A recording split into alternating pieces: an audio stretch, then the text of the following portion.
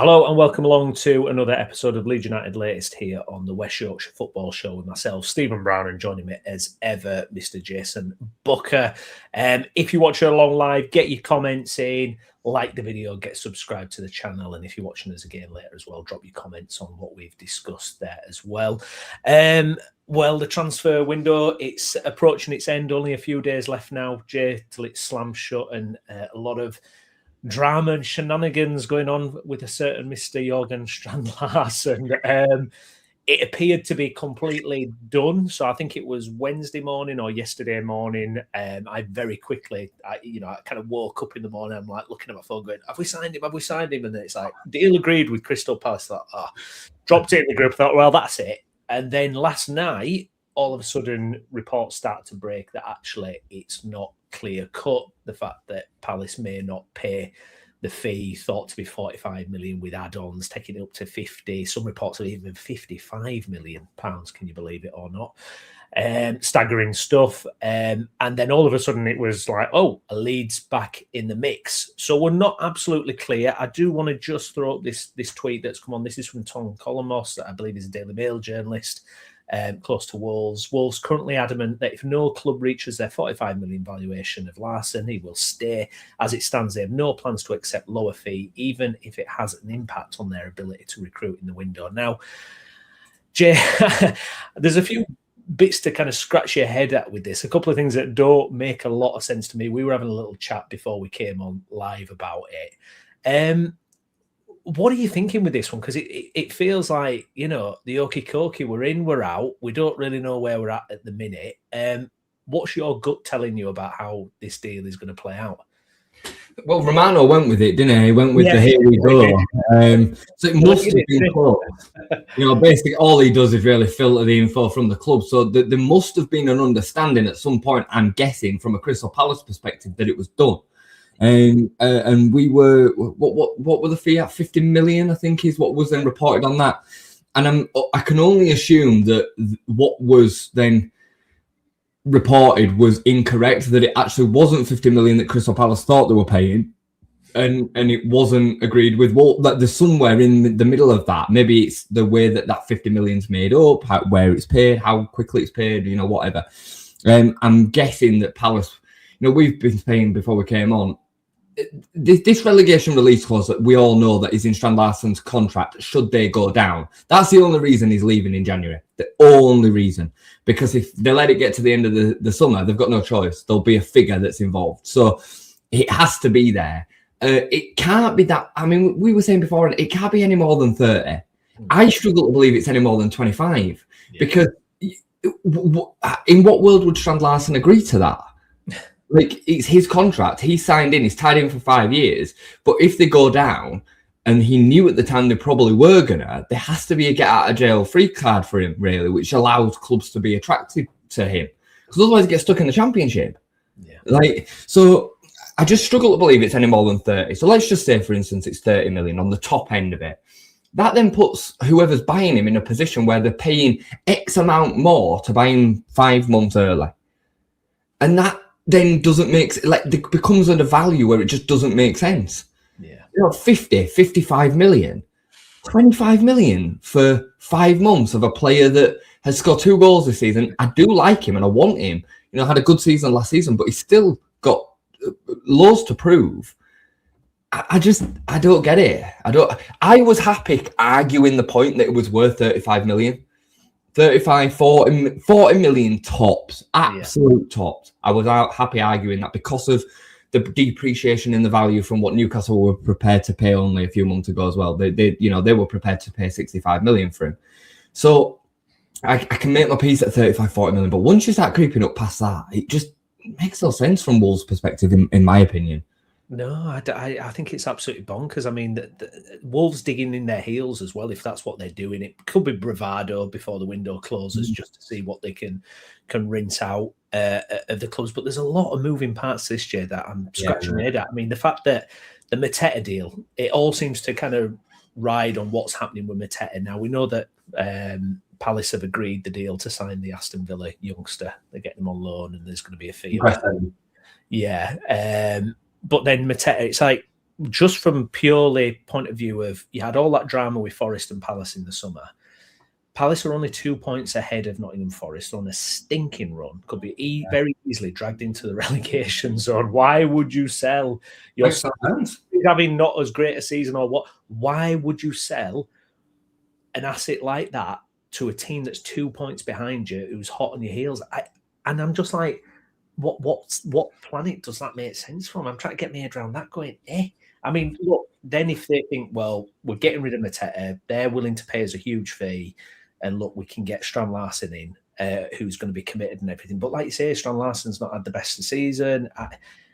There's a lot of it that I'm just scratching my head at. It feels like Leeds are the only team that are kind of there who've kind of, we're in a decent position. We've got up to 40 million, it seems, that we're willing to kind of structure the deal at, who can go, right, here's your money, we'll take the player, and that's it. There's not all this baggage around it. We seem the other ones with a kind of clear intention of this. I don't quite know what all these other teams and players are up to, quite frankly.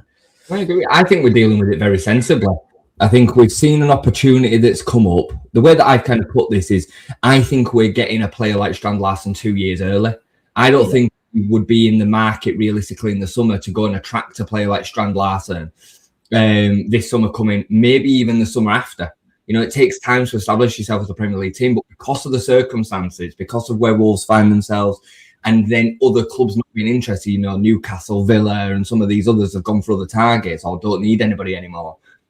It's leaving him open, especially if he wants a Premier League move, which is what he's saying he wants. So it's an opportunistic thing for Leeds.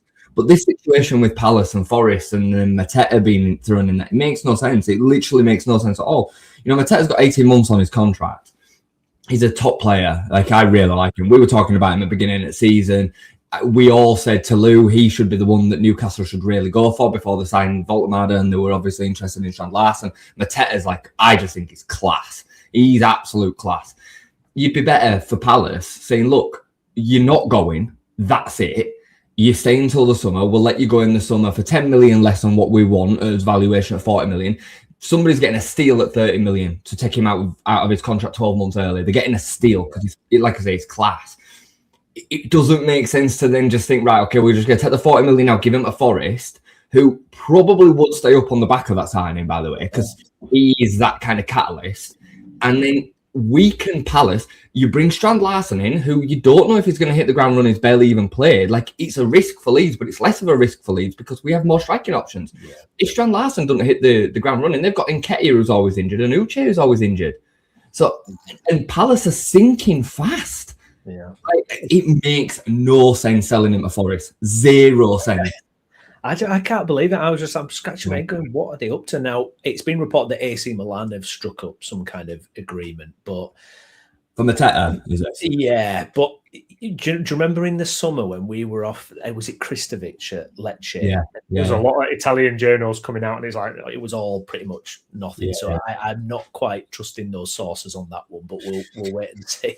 Just ask you a question on this: Would it be beneficial to Leeds for Mateta to go to Forest and weaken Palace? Because there is an argument to say that even though Palace are a couple of points in front of us right now and Forest are one behind, I think that there's actually an argument to make that Palace are in more of a doo-doo than Forest are. Forest have got Dyche. Forest have got some attacking play. Yeah, they've not improved as much as what they maybe thought they would, but they have improved under Dyche. They have got a bit more momentum. They won the last game. Palace are sinking like a stone. They've got no manager come the end of the season. They've just lost the captain. They're just going to lose Mateta. They're in a real hole, I think. Yeah, I agree. I think I can't quite believe the season Palace are having. You thought they'd build on that FA Cup win, and I think there's a real good shout that if they do sell Mateta to Forest, like you say, where are the goals coming from? You're losing another talisman. They've just lost Gay. It would be an absolute disaster. But could that work in our advantage? There is an argument to that. On the other side, Glasner, he's a great manager. What's going to happen there? Surely he can get something from the squad that remain. But it would be intriguing. It would be intriguing. I forgot that it was Palace versus Forest on at the weekend. No, is it? I think it is. Yeah. Which I mean, that's a massive disappointment, isn't it? That, I mean, yeah, and all the kind of moving parts that are around it as well. But I mean, I don't know what the beneficial result is there. My hand on that, like, this is going to sound really fickle and in the moment of just one game. But if I knew we were going to win tomorrow, just say for example we beat Arsenal, which I don't think will happen, but if we beat Arsenal tomorrow, I'd take a Forest win. I genuinely would take a Forest win all day, every day. But knowing the fact that we're going to probably lose that game and end up behind Forest if they win, it makes me kind of want a Palace win. But then I don't want Palace getting out of it. I think Palace are really in a real bad state. Yeah. I mean, the manager, he's kicking off every press conference. You're losing players. The ownership seems, sixes and sevens. Yeah, it's not good.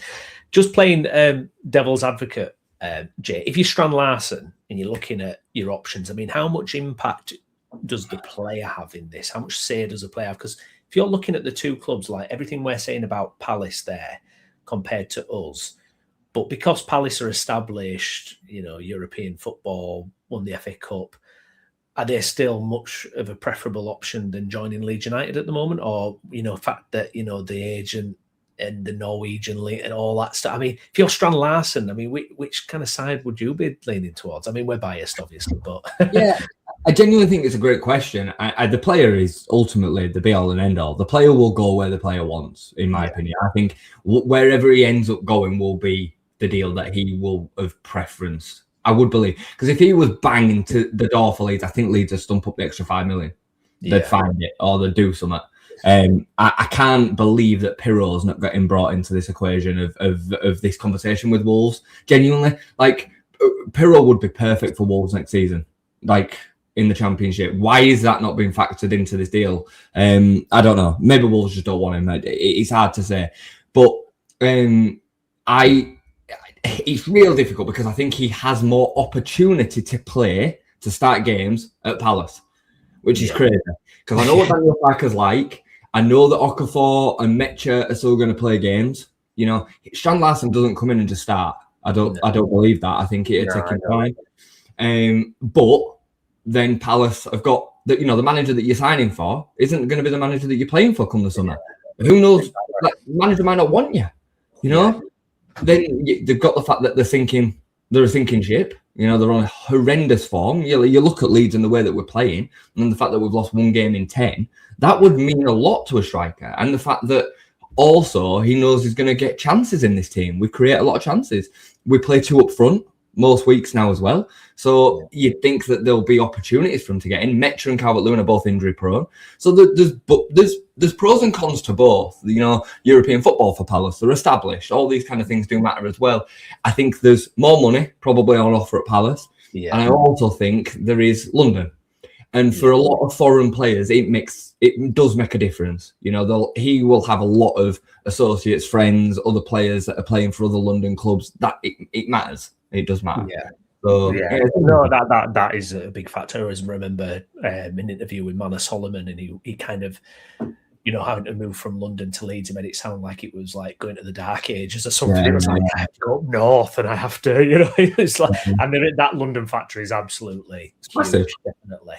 Tom, thanks for coming, mate. I think JSL maybe thinking about who's going to be Palace manager next season, but God, they're in a state of flux. Jay, looking at the wider transfer window picture, I just want to bring up a comment from Skip. Thanks for your comment. Personally, I'd rather spend the money on a left wing back and centre back. Now, where's your head at in terms of how this squad is looking?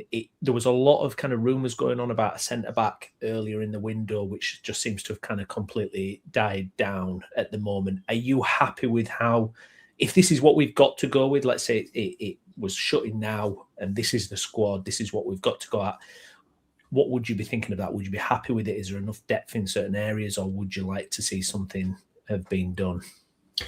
Well, it's funny because we don't learn as fans, do we? We just genuinely don't learn at all. We just repeat the same stuff over and over and over again and keep on getting panicked about the same stuff over and over and over again. Yeah. All I've seen this week is the fact that we're snoozing. We've made one loan signing and Forest have spent this amount, and West Ham have spent 80 million or 50 million, whatever it is. They've spent X amount of money. It doesn't mean anything. We've been there. We signed Jorginho Rutter in an absolute panic for 35 million quid, and it ended up probably sending us down. If we'd have gone and actually, would have probably been better just going with what we had. You know what I mean, at the time. So it blows my mind how fickle and naive fans are, and they learn these lessons, they see them, they play out in reality, and then we just repeat it. We just repeat it over again. A year ago, the fans were all saying, we've not signed anybody in January, we're snoozing, the teams are going to catch us up, Burnley signed this player and Sheffield United signed that. We finished on 100 points and it didn't matter. No, did it matter the season before? Excuse me, probably. Yeah, the January before, we probably needed maybe one other recruit in that could have made the difference, maybe. But we saw Connor Roberts. Everybody were happy with Connor Roberts, and he ended up not really contributing at all, didn't he? Would have been. Could we have survived that season? Would we have improved any? Did we improve anything for having Connor Roberts in over Archie Gray? No, I would argue not. So, we go, like I said, we repeat these processes. Do we, I've seen Skip's comment, do we need a left back? Do we need a centre back? At the beginning of the window, I was adamant. I said to you, if we're playing 3 centre backs, we need another centre back. All I can believe is through January that the club have been confident enough with Bornau's fitness as a backup option. They've been suitably kind of impressed with his performances, which I think we all have. He's shown himself to be more than capable. To then think, you know what, we've got enough probably within either the 4-2-3-1 or the 3-5-2. We've got Ampadu who can play there. We've got Bornau. We've got 3 first choice out and out centre backs. Pascal's looking like he's been fit, and he's staying away from injuries at the minute. Do we need to do it? And given that the available options for us are not, they're not there. I'd have really liked Doke. I think Doke would have been a really, really nice signing. 6 months left on his contract, would have been able to get him. But clearly that maybe is one that we'll rediscover in the summer. Maybe they were asking for 15, 20 million and it was just considered too much.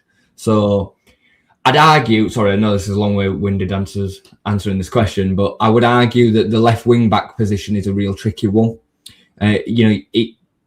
There's not that many players that can do that role in the way that Gabby does it. And there's also not that many that can do it that'll be prepared to just sit on the bench until Gabby gets an injury or suspension, because Gabby is going to play every single game. So you're then left with either filling the void with someone like James Justin, who can fill a whole host of roles and he knows he's going to get plenty of game time, or you fill it with a kid who's happy to be sat on the bench every week. It's a tricky one. It's a real tricky one. I would have liked to see, I know we signed Bono or not, I would have liked to see, and we said this at the beginning of the window, somebody like James Milner. I'm not meaning James Milner, but somebody of experience that could come and just fit in and be a real good improvement to the experience of the squad, be happy with a bit part role, maybe play a few more games. I would have liked a real smart signing like that. But alas, I don't think that's going. So to answer your question, I'm not overly concerned by it. I'm really not. I think we've shown enough over half the season now to think that we can stay up with this team. And recruits for these other teams doesn't necessarily mean they're going to even get better. They don't. I absolutely agree with everything you said there. And I was just, I shouldn't be shocked at this point, but when, scrolling social media the last couple of days after it seemed that Palace were going to get Larsen, the meltdowns from grown people, grown-ass adults. I just can't. And like you say, they never, ever, ever learn. It's funny because I went on TikTok and, you get your memories, don't you? Or you created this video 3 years ago or whatever. So I clicked on it and it was from 3 years ago, January window, when we got relegated. And it was me on a video going, this is the best window I've ever seen, the best January transfer window I've ever seen as a Leeds fan. We've signed Weston McKennie, we've signed Max Verber, we've signed Jorginho Rutter. It's up full steam ahead. This is an incredible window. All our problems made us worse. And it made us worse and we ended up relegated. So there you go. And I think, trying to get players up to speed, and Connor Roberts a great example of that. He got game time here and there, but Archie was in the full flow. I think it's really difficult. I thought you made a great point about Buonanotte. I think some fans are expecting him to come in and he's going to displace Aronson and he's going to play all these minutes. It may be that we don't see that that much. Now, we might do, I don't know, but it depends if he takes his opportunities. You know, we saw it the other night, he had 5 minutes, you know, that might continue. So, yeah, I totally agree. If this is what we've got going forward, I'm fine with that, because I think you're absolutely right. It's almost kind of, in some ways, what's happened with Gabby and Biol, it's kind of, I'm not saying we wanted it to happen, but at least we've seen Seb, we've seen James Justin, and we've gone, yes, they can come in and do a really good job for us. I mean, James Justin, 2 goals, and, you know, we know he's a right-footed player, not naturally on the left, but he just comes in, Jay, and does such a good job wherever we deploy him. You know, the new Stuart Dallas, you know, and I think I'm fine with it personally if we don't do anything else. I would rather, you know, if we can carry on performing at the level we have done and get the points and stay up, then you go into a summer transfer window, Jay, where you've got a bit more behind you. You've not committed a load of money in January. I think you're absolutely bang on about the Larsen deal as well. I think it's just a market opportunity. I don't think we're scouring, you know, the ends of the earth for a striker at the moment. I think they look at this guy going 25. Wolves are going down, so there's an opportunity to get him. And I think that's what's driving that one. So, yeah, I'm in full agreement. I'm not panicked if this is what we've got at the end of the window at all. The problem is that, like, people say, well, you know, if we go down, then we've missed that opportunity. But you can't just factor in a business and a football club like that. You know, if we splurge in January and even stay up, the splurge in January might send us down next season because we can't recruit properly then in the summer and go again. So I do hear it, and I know the importance of staying up this season, but there is an argument to say that we would be better placed going down this season without a splurge than splurging now, staying up and going down next year. Yeah. We've seen this play out before. I don't want to go down, by the way. I'm not saying that would be anything that we're accepting. I think we're in a really good place, but we have to do it sustainably. This squad is also very well structured. You know, it's got a lot of good options. Daniel Farke trusts them all. Everybody gets game time. Everybody gets the right amount of game time as well. So I've seen so much bullshit about Tanaka this week. Yeah. And some people get it. Some people really understand where this is, and they're starting to understand his limitations. But some are just so focused on the screamer he scored against Hull last season, or the screamer that he scored earlier on this season. I forget who we were against. You know, technically, he has got some beautiful parts of his play, but he's getting the right amount of game time. Willing Onto still gets the same kind of position within some fans. You know, it's like, but right now they're playing a part as a squad to keep us in the Premier League. That is all that matters. Yeah. If we stay up this season by goal difference, it has been an unreal season. That's it. And I've said this so many times over this season. We have to, as fans, show the stomach for the relegation battle. It's what it's going to be, and probably until game week 38. I hope it's not, because going into West Ham away would be horrendous. But it's probably going to be in and around that. I'm hoping West Ham need to beat us to stay up and at the expense of Forest or Palace, right? Like, I think it's going to go to the wire. I do. I just hope we're not going to be part of it. Yeah, no, that's fine. And there's a few people watching. If you could smash a like on the video if you are watching along, really appreciate that. I agree about going to the wire as well, because I've been thinking the way the games are going, we're on a fantastic unbeaten run, and we're almost so close to being able to pull away. You know, it's like we're beating Everton, and then we're beating Newcastle, but then we're just getting pulled back. We should have beat Brentford, we should have beat Sunderland. You know, so I think we will be in it.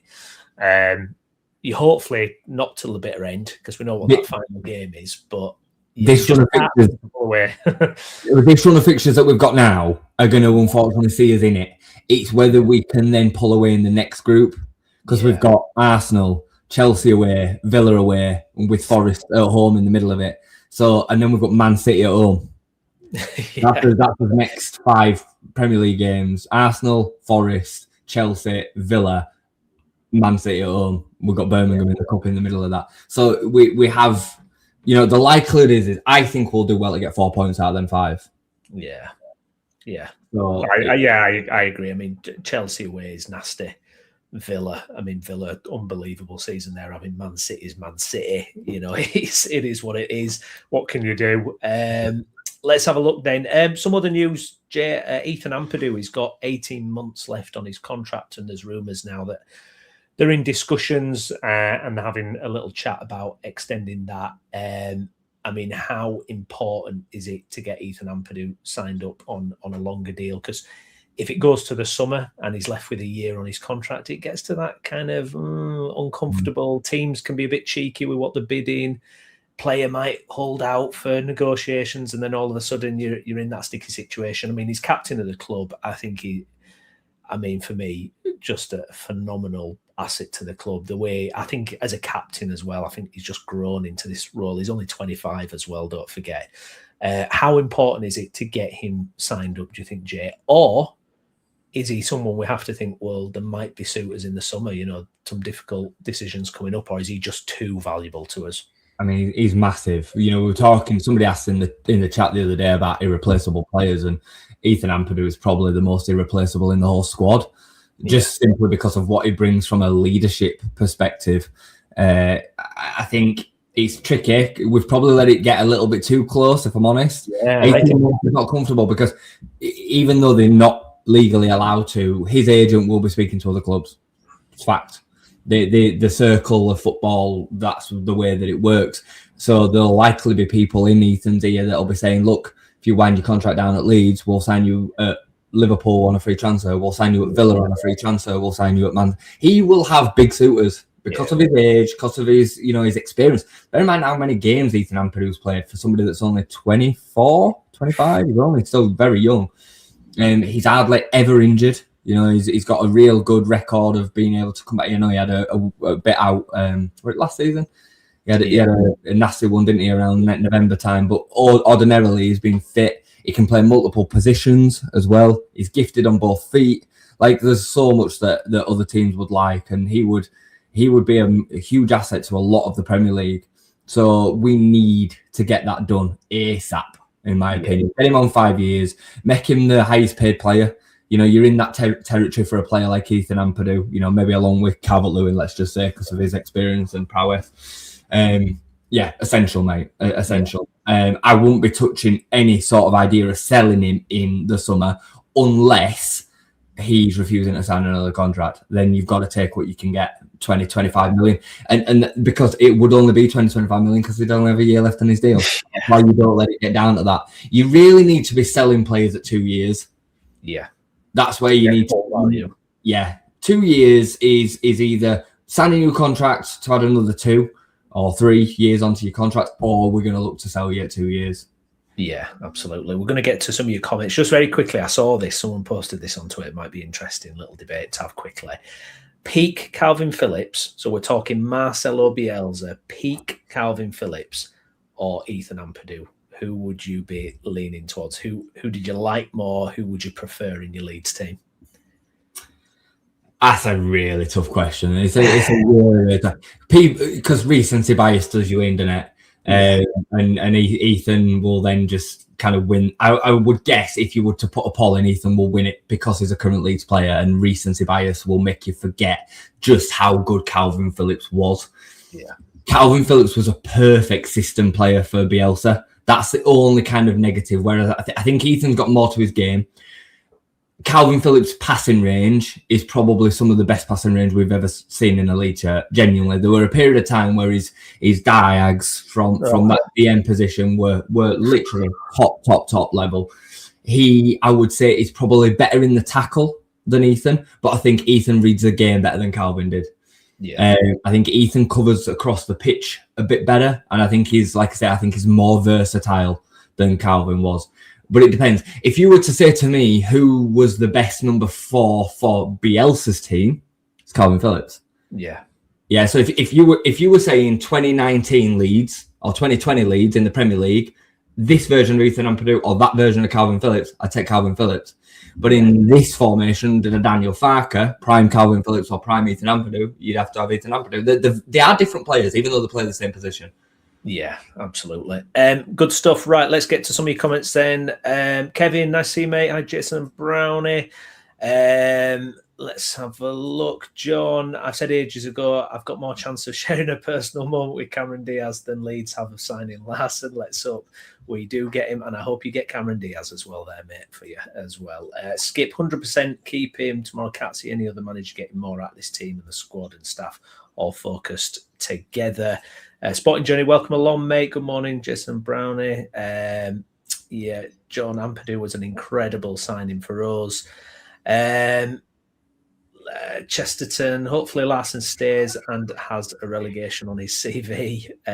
Good stuff. Let's have a look here. Jade, what's this? Jay, calm down. You aren't playing like a relegation side. Bad result at Everton, getting a draw. You have to take that. I mean, I don't know what you mean, if I'm honest. I thought it were a good result against Everton. I think any away point is a great point. So I don't agree with that. I'm not passionate about it from a perspective of being worried. The facts is Leeds United until the end of this season will be in and around a relegation battle. Yeah. It's exactly where we should be. We are, and I will maintain it, one of the worst 5 sides in the division. So we are overachieving right now. We're in and amongst a battle with teams like Palace, Spurs, Forest, and West Ham, who have been well established in the Premier League. So I'm not really sure what you mean. Can I bring this one up as well from this one? Again, like, this is kind of what we're talking about, Jason, in terms of the fan reaction. And I mean, clearly you don't agree with what we're saying, which is fine. You can do that. But it's complete contradictory to exactly what we were just saying. West Ham signing 5 players. They've had a couple of good results, which is kind of papering over the cracks right now. My gut feeling is that they will end up reforming back to the form that they were showing before these 2 wins. The 2 wins don't really flat. I don't think they don't change who West Ham are. And the signings that they've made, I think, are a real gamble. The West Ham signings this January remind me very much of the ones that we signed when we got relegated. You were mentioning Weston McKennie, Jorginho Rutter, and who else did you mention? You mentioned Verba, Rutter, and McKennie. Yeah, Verba. They remind me of them. You know, big, high-profile ticket signings that didn't really factor into, you know, the way that they played, the style or anything. Pure panic buys. I don't think that they've recruited smartly at all. But because on the face of it, they've got 2 wins, people are like, oh, it's all down to that recruitment. Well, it's not. You know, the players that they've signed have actually not really, I don't even think, factored. The biggest decision that they've made and the best decision that they've made is actually selling Lucas Paqueta. Yeah. That has been a huge move for West Ham because they've removed a bad egg. It was a bad influence. I think getting him out of the lineup has actually improved them. Yeah, I agree. By the way, Barry, thanks for your comment. He's picking Ethan in the debate, but Ampadu in a Bielsa side, that would be interesting. I'm sure Bielsa would make it work somehow. Skip, question this one: if we stay, what players would you look at? We will get to, because that is quite a big debate. We haven't got long left and we've got an Arsenal preview to do, but appreciate that, Skip. Me and Jay will pick that up at some point in the future. Onwards then, Arsenal at the weekend, Jay. Memories still fresh in the mind of the second game of the season where we took a bit of a pummeling down there. It was a little bit of a welcome to the Premier League kind of game. Potentially, is it a good time? Is there a good time to be playing Arsenal? They're on a back of a bit of a poor run. They've been dropping points, lost last weekend. If you look at some of their kind of what their fans are saying, it seems like the pressure is ramping up there. Obviously, they've been in similar positions and they've kind of not been able to get over the line in terms of winning the title. Coming to Ellen Road, ferocious Ellen Road, 3:00 Saturday kickoff there as well. Can Leeds potentially do something in this game? I feel confident it's going to be competitive, and I just hope we can land a blow on them. I would bite your hand off for a point. God, yeah. I mean, this will be a generation of all bottles from Arsenal. I mean, Arsenal fans will not recover if they don't win the Premier League this season. They will be in the absolute mud. I mean, they'll finish second in a one-horse race. That's how it'll feel because they are by far the best team in the division, I think, when they're at it. But ultimately, mental pressure can take tolls, can't it, on teams, and they are on the ropes a little bit. I think Is it a good time to get him? Probably. But I also think it could be an horrendous time to get him on the back of losing to Man United. So I don't know. I'm a bit cross with it. It's going to be tough regardless. It's going to be a real tough. I think any game at Ellen Road, we always stand a chance. Any team coming to Ellen Road with this squad, with this setup, with the way that we're playing, I think we stand a chance. But I'm going into it expecting us to lose. We're going to lose Premier League games as one of the worst 5 teams in the division. Yeah, so I am not going to lose any sleep over the loss. I'll be over it within seconds. I hope that we keep the goal difference down. I know that's a bit of a weak mindset to think about it, but I'm a realist personally. I think that's more the position that we need to be in. But we can, if we find them on a bad day, we get a couple of things going our way. Darlow might have a couple of big saves to make. Maybe we clear a couple off the line. Maybe we get a bit of luck with a penalty or something. You know what I mean? You don't know how the game goes. I'm looking forward to it. I think it's a great test. It's why we're here. We're capable of doing something. Yeah, I don't feel that sense of going into the Everton game. I thought it was a real chance that we could do something there, and it kind of built the nerves. I feel with this one, never a free hit, but it's let's go and see what we can do. Chris, Arsenal is the best team in the world at the moment. If we score a goal, we'll have done well. And also asked, do we start with 1 or 2 up front? Well, we know Metcha's out, isn't it? I think that's a great point. I think that's a great question. I didn't know Mecha was out. Is that come out yesterday? Yeah. Missed that. That's a shame because that is probably what I would have done. I'd have probably started Brendan, Gruev and Ampadu. Or maybe even Longstaff coming in for Gruev, but I'd have gone quite defensive in the midfield, still have Brendan buzzing around, giving that creative link, and I'd have started Mecha and Calvert-Lewin. I think that might now change. I think he'll go 4-5-1 anyway, but maybe you start Okafor to give you that little bit. I'm not going to probably be disciplined enough to start the game in Okafor, which is why you don't do that. But I don't like the idea of being too defensive because I think the more you invite Arsenal on, they will find a way through. So yeah, that's a shame. That's a shame. How do you deal with their set pieces as well? I mean, it's kind of, as soon as that goes out for a corner, you're going to be at it. I mean, it feels almost like if they get a corner, they'll probably score it. It's just what can you even do to kind of stop it or prevent it? Obviously, I mean, I would have loved be all back for this game. I mean, just his prowess in the air and the way he were playing and how he matches up with Strike and Rod, I would have absolutely loved it. But I mean, as soon as they get a corner, you're just going to be like, oh, it's going to be covering my eyes with my hands, I think, because they're just such a massive threat. We are good at defending them, though. Yeah. We don't concede a lot of goals from set pieces. We did against Arsenal, however. We did against Arsenal, but we are good at defending them. We're not warmed up at that point. No. We weren't the Premier League side that we are now. We were still a Championship side in transition. So, of course, it's going to be a worry. But we'll see. We'll see. Yeah. Let's go through some of the comments. Gav, we need first 20 to be at least 0-0. Yeah, that'd be good if we can keep it 0-0 first 20. If Farke doesn't start DCL and Mecha, we need to get rid and use the 40 million for Alonso. Who's Alonso? I think he means Xabi Alonso as replacement for Daniel Farke. That's the comment that I was screwing my face up at because I'm like, what are you on about? Sorry, Sly. That's a can you confirm? Are you meaning Xabi Alonso? I'm almost certain that's what it means. Yeah. Well, Mecha's out, so he's definitely not going to play. John, I think Arsenal will have extra impudence after the Man United loss. They will really fly at us, knowing they already hold us over. Or had it over once. Chris, in that case, we need a striker with Nemetra out. It's only time that DCL breaks down as well. Hope, but it's likely I don't agree with that. Like DC, I mean, it could come back to bite me, but DCL has shown fitness now for 2 full seasons or a season and a half. It was fully fit last season. Played 30 odd games last season, and he's been fully fit since coming in. So yeah, I don't think we need to worry about DCL's fitness. I don't think that's the reason why we need to buy another striker. Personally, no. Michael, Sunderland upped their level of performance at home to Arsenal by sitting deep, frustrating and counter-attacking Arsenal to get a 2-2, as they did at Forest at the City Ground to get a 0-0. Oh, Lou's dropping in here with a bit of transfer news. Joe Willock has added another few million to his price tag after his performance against PSG midweek. Yeah, we did have a little link to Joe Willock, didn't we, at one point? We don't need the window, but nah, can't see it.